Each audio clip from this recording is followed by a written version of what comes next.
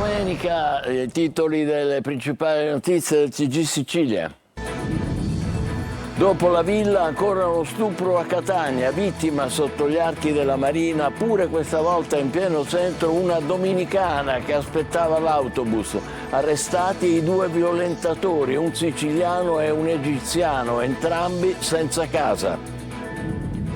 Anche stamane il pellegrinaggio di centinaia di fedeli nella cattedrale di Catania per venerare le reliquie di Santa Lucia e Sant'Agata. Per l'apertura dell'anno santo dalle 17 diretta su Telecolor.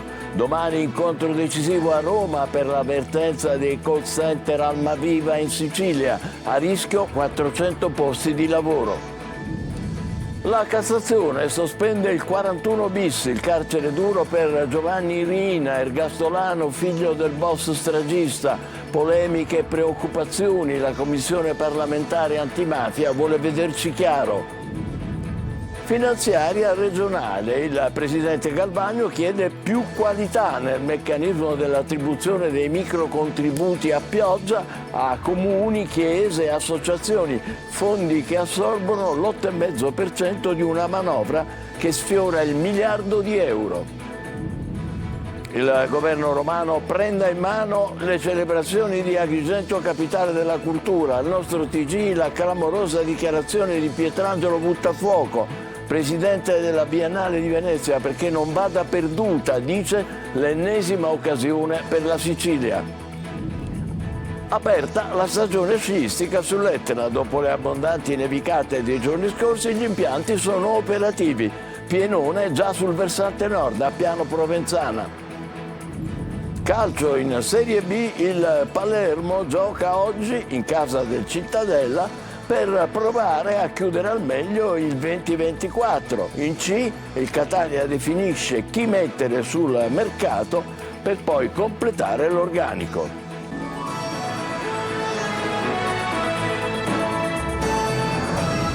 Bentrovati. Catania stuprata da due uomini sotto gli archi della Marina. La vittima è una donna di 36 anni che aspettava l'autobus a Piazza Alcalà. Arrestati due uomini senza fissa dimora. Luca Ciliberti. Un film dell'orrore, un'altra violenza consumata su una donna in pieno centro storico a Catania. La vittima è una 36enne dominicana adescata alla fermata dell'autobus a Piazza Alcalà, alle spalle del Duomo e della cattedrale. La polizia ha arrestato due uomini di 39 e 28 anni. La vittima si stava riparando dal freddo e dal vento sotto una pensilina quando sarebbe stata avvicinata da un 39enne di Augusta che le avrebbe proposto di ripararsi sotto gli archi del viadotto che si affaccia sulla piazza.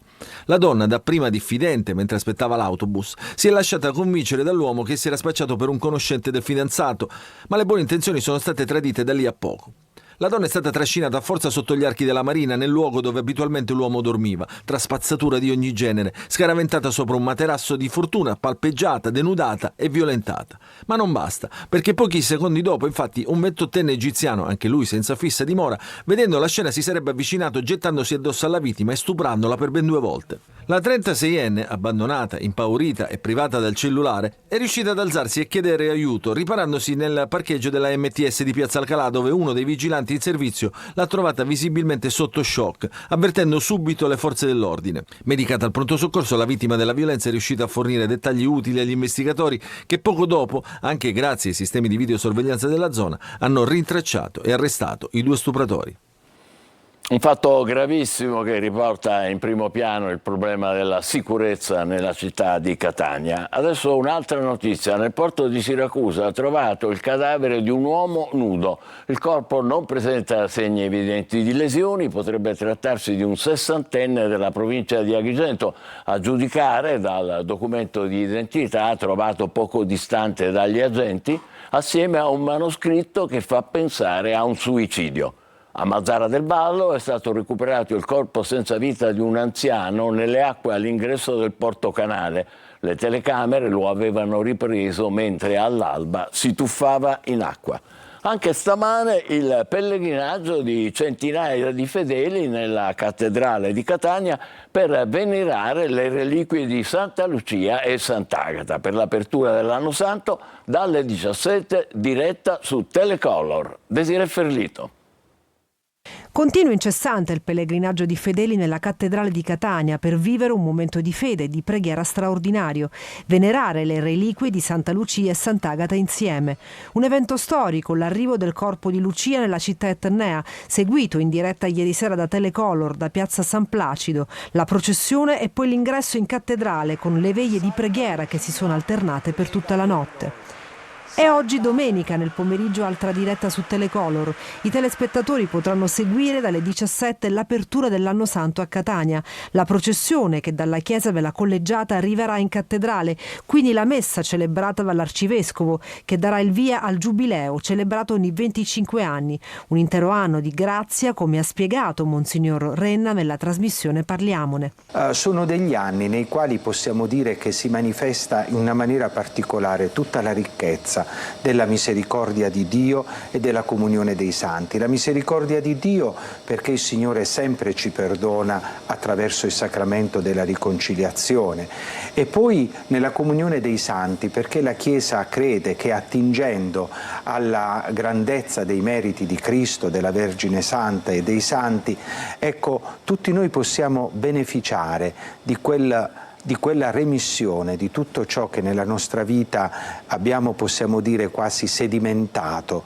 Alle 21 la chiusura della cattedrale. Santa Lucia sarà pronta a lasciare il capoluogo etneo per tornare a Venezia, dopo aver suggellato ancora una volta il suo legame con i fedeli della sua terra natale.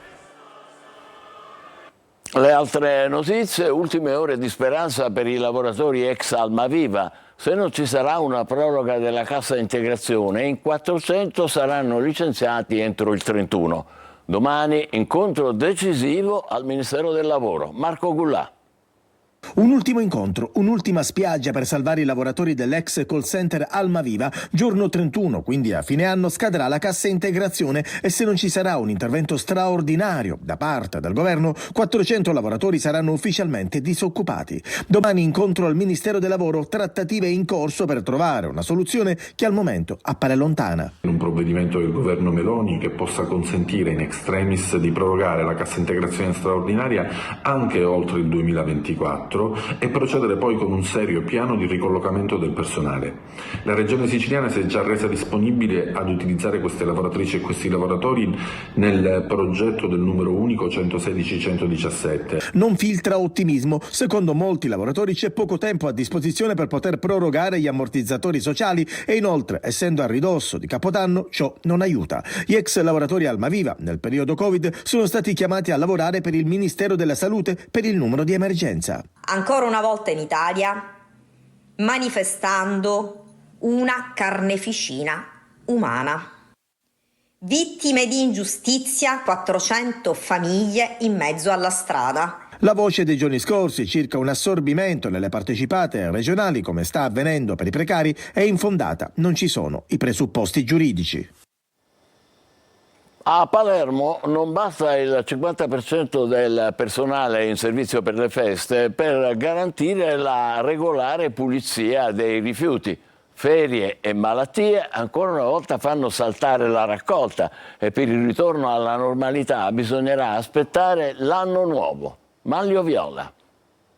A Natale siamo tutti più buoni, ma non la RAP, l'azienda palermitana di igiene ambientale. Nonostante l'annuncio fatto proprio dall'azienda, in base al quale i turni di raccolta dei rifiuti sarebbero stati rispettati, con la sola eccezione del giorno di Natale e di quello di Capodanno, ma con la garanzia di almeno il 50% del personale in servizio, invece così non è andata.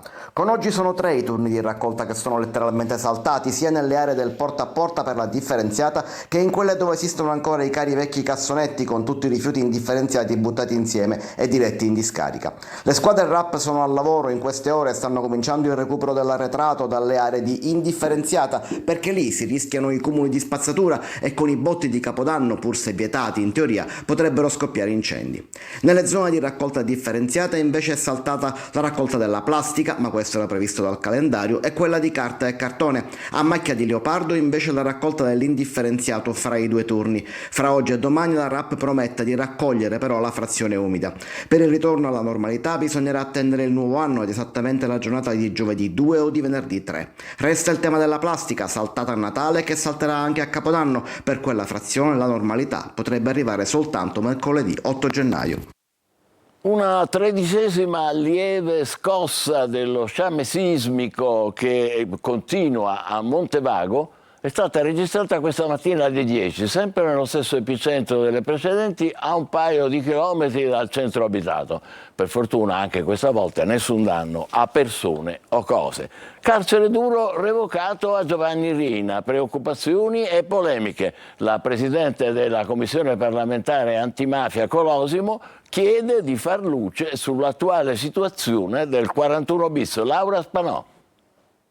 Sta provocando polemiche e prese di posizione la decisione della Corte di Cassazione che ha accolto con rinvio il ricorso presentato da Giovanni Riina, figlio del boss mafioso Totò Riina, disponendo la sospensione del regime di carcere duro previsto dall'articolo 41 bis. Gli ermellini hanno ritenuto meramente apparente la motivazione del Tribunale di sorveglianza di Roma che lo scorso giugno aveva giudicato corretto il provvedimento. In quell'atto i giudici affermano che pur in assenza di riconoscimento processuale della qualità di capo o promotore dell'associazione mafiosa è stata rappresentata una posizione di sovraordinazione del Riina rispetto ad altri solidali. La decisione della Cassazione ha sollevato numerosi interrogativi e preoccupazioni, soprattutto per il peso simbolico e fattivo che il nome di Riina continua a rivestire negli ambienti di Cosa Nostra. Apriremo un filone di indagine che parte dal caso Riina e verifichi la giusta attuazione del 41 bis, ha detto il presidente della Commissione parlamentare antimafia Chiara Colosimo. Il figlio del boss è stato arrestato nel 96 e dal 2002 sottoposto al regime del 41 bis.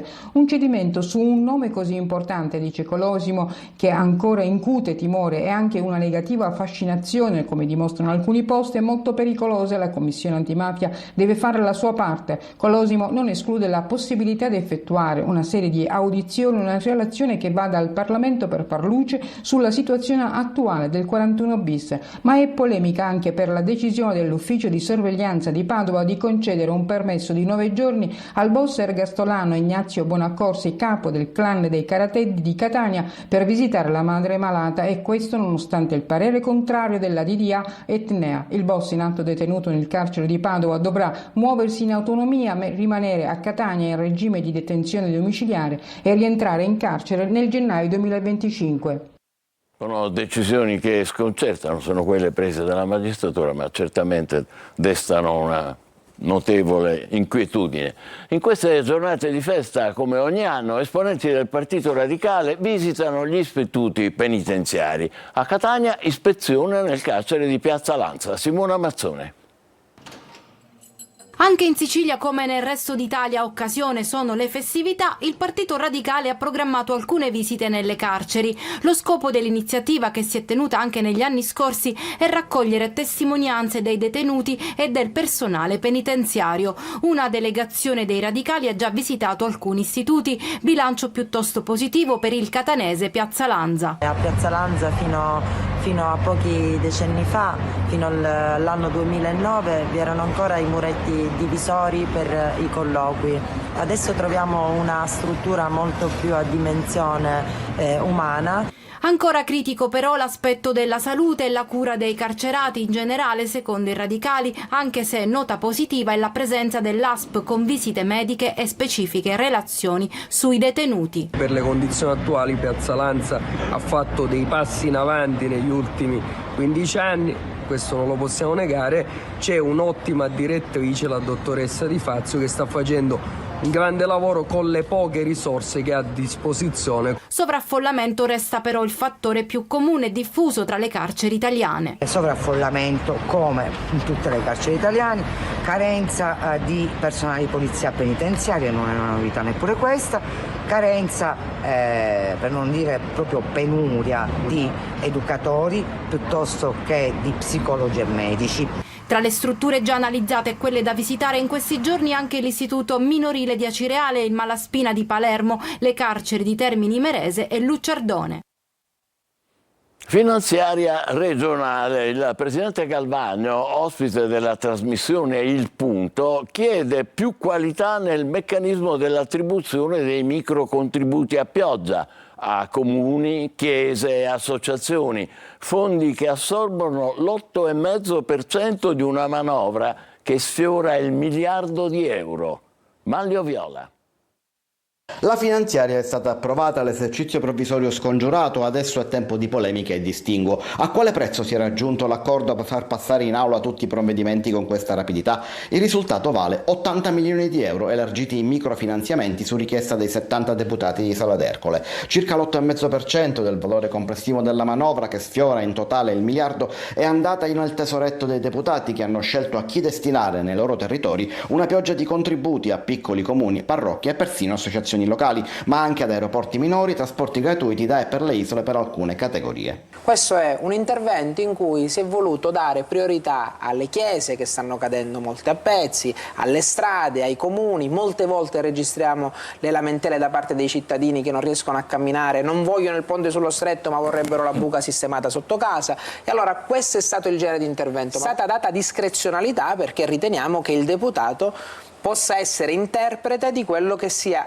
l'esigenza del territorio, chiaramente del proprio collegio. Stop invece ai contributi alle associazioni del turismo dopo la vicenda Auteri, anche se questi contributi potrebbero tornare. Per ragioni di opportunità in questa fase, visto il clima, si è ritenuto un secondino di stoppare, perché l'assemblea deve essere, per quel che mi riguarda, trasparente come l'acqua. Critici gli agricoltori, per Coldiretti bene infrastrutture e interventi per la siccità in generale, ma questa finanziaria non è amica degli agricoltori, troppi comparti sono stati dimenticati. Neanche il risultato della stabilizzazione dei precari ASU dei beni culturali è esente da polemiche. Per loro la stabilizzazione è scattata a tempo pieno, ma protestano gli ex PIP in corso di stabilizzazione a loro volta, per i quali si è proceduto solo part-time.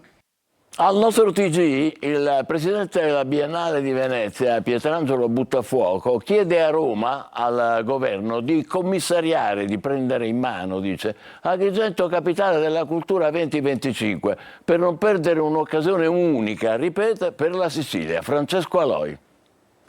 A 53 anni dall'ultima pubblicazione rinasce la storica rivista della Biennale di Venezia. È stata già presentata in diverse città, tra cui Roma, Parigi e Shanghai. Oggi, con Siracusa, è il turno della Sicilia. La rivista della Biennale di Venezia, nella scena internazionale, racconta lo spirito del tempo attraverso le varie discipline, quelle dell'arte, dell'architettura, della musica, del teatro, della danza, nel lavoro incessante e quotidiano dell'archivio, attraverso una cattedra fondamentale, che è quella delle eccellenze che da tutto il mondo arrivano in Laguna. Una regione che della cultura fa una delle sue bandiere più importanti, spesso però non sfruttando appieno le potenzialità, come nel caso di Agrigento, capitale della cultura, dove i ritardi stanno riscuotendo più clamore del prestigioso titolo. Avevo un'idea ben precisa, che fosse l'occasione delle occasioni. Io credo che ci siano tutti i presupposti affinché da Roma, quindi dal comando centrale,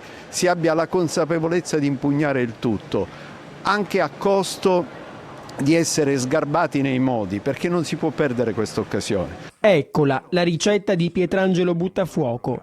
C'è solo una soluzione, che è quella di avere consapevolezza dell'importanza del dato culturale. Parliamoci chiaro, è la formula aritmetica che porta piccioli.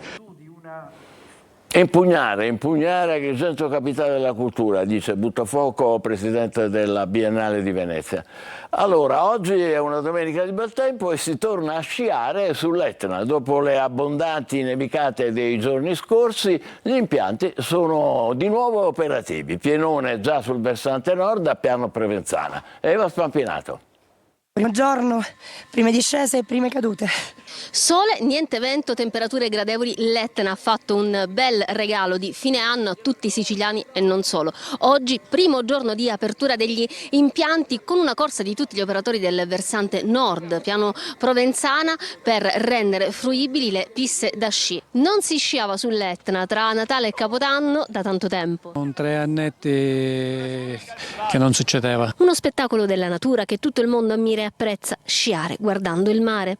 Piste piene, turisti, sciatori e famiglie. In tantissimi hanno approfittato della domenica festiva e dell'improvvisa notizia dell'apertura degli impianti.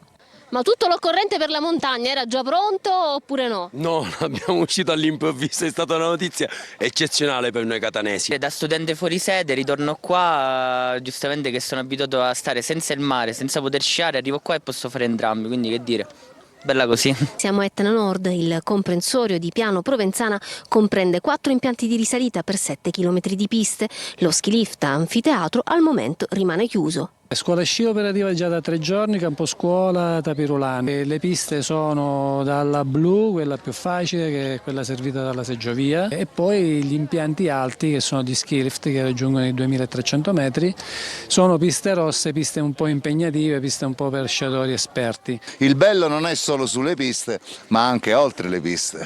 Quindi cosa state facendo? Con lo snowboard salite e Poi dividiamo lo snowboard in 2, diventano 2 sci, li pelliamo e si cerca di salire ai crateri. Siamo qua, un po' con gli slittini, un po' con gli sci e ci prendiamo il sole qui. Una giornata in famiglia con la bambina, è la sua prima esperienza.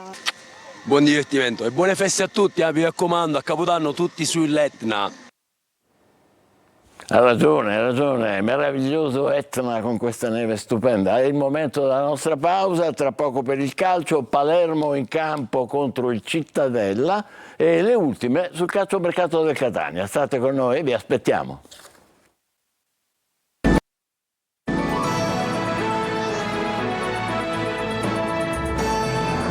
Riprendiamo il TG, prima del calcio un aggiornamento sullo stupro a Catania. Un'altra donna è stata violentata nelle strade della nostra città, dice Carmelo De Caudo, segretario generale della CGIL di Catania. Aggiunge: siamo addolorati per la vittima e molto preoccupati per la violenza palpabile che si registra nelle vie del centro di Catania. Così la CGIL. Passiamo al calcio. Palermo in campo nel pomeriggio al Tombolato contro il Cittadella. Assenze pesanti in casa rosanero. Dionisi cerca la seconda vittoria consecutiva per blindare la sua panchina. Marco Gulà. Chiudere nel miglior modo possibile un anonimo 2024, questo è l'obiettivo del Palermo per la trasferta di oggi alle 17:15 sul campo del Cittadella. Il girone d'andata non è andato per come doveva, delusione e rabbia da parte dei tifosi che hanno apertamente contestato la società anche nell'ultimo match casalingo vinto contro il Bari. Abbiamo un cammino importante che sono 19 partite alle spalle dove abbiamo ottenuto meno di quello che avremmo voluto, ma dobbiamo avere motivazioni, ambizione di prenderci in ogni partita di più. E inizia con Cittadella il nostro girone di ritorno fuori casa, come è iniziato il girone d'andata fuori casa, e dovremo iniziare meglio di quanto fatto nel girone d'andata.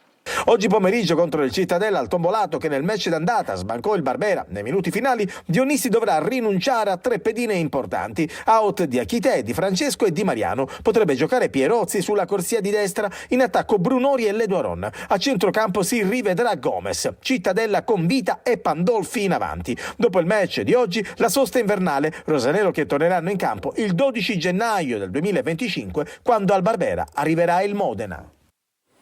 Il Catania domani riprende gli allenamenti in vista del big match di domenica prossima con il Benevento, che Telecolor trasmetterà in diretta. Il punto sui giocatori che potrebbero partire, da cui dipendono gli arrivi futuri. Marco Carli.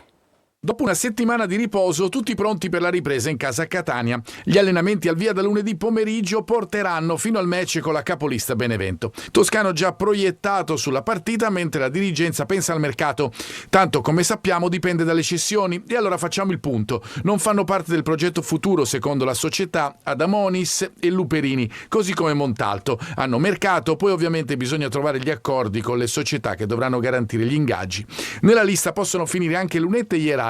In difesa c'è Giega, che si sta facendo preferire a chi partiva davanti a lui, come Ierardi appunto. Qualche società si è interessata ad Andrea e Verna, ma il loro eventuale inserimento sul mercato dipenderebbe da 2 fattori, il primo economico e l'altro riguardante l'ipotetica alternativa. Stesso discorso varrebbe nel caso di Guglielmotti. Su D'Andrea, l'attaccante è molto ben valutato dal club, che pensa possa essere un'ottima spalla per Inglese. Situazione fluida dunque, che coinvolge i giocatori rosei e ovviamente gli esuberi, che restano più difficili da piazzare. In base al risparmio in termini di ingaggi e alle alternative si completerà l'organico con una linea diversa rispetto al mercato di riparazione dello scorso anno. L'obiettivo iniziale è di prendere giocatori che possano essere funzionali per l'immediato, ma anche per il futuro. Fatti 2 calcoli e adattandoli ai vari ruoli, profili alla Stoppa o alla Jimenez per intenderci. Queste almeno le intenzioni. Poi come sempre sarà il mercato a dire se gli intendimenti potranno diventare realtà.